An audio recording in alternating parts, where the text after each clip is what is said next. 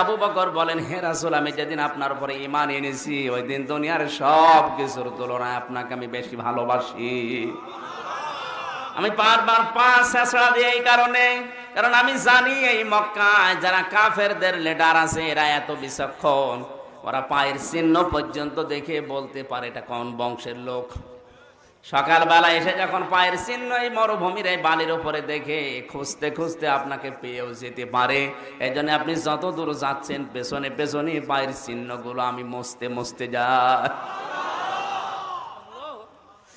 এতটুকু শেষ করেননি, তিনি পাহাড়ে আশ্রয় নিলেন। আমি নিজে ওই পাহাড়ে উঠেছিলাম, 4.5 ঘন্টা সময় লেগেছে আমার মতো যুবক মানুষের। 4.5 ঘন্টায় আমি কমপক্ষে 3 জায়গায় থেমেছি, 3 বোতল পানি শেষ। এত উপরে পাহাড়টা, গারে সোর। বিশ্ব নবী ওখানে পৌঁছালেন।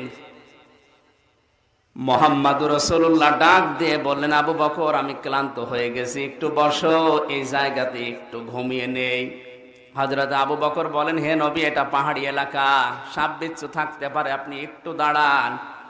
শরীরের বিভিন্ন পোশাক আশাক যেগুলো ছিল সাথে ওগুলো ছিঁড়ে ছিঁড়ে বিভিন্ন গর্তগুলো বন্ধ করলেন। একটা গর্ত আছে, এটা আর বন্ধ করার মতো কাপড় ছিল না। সিদ্দিক আকবর ওই জায়গায় নিজের পাটা ঠেলে দিয়ে যেন কিছু আসতে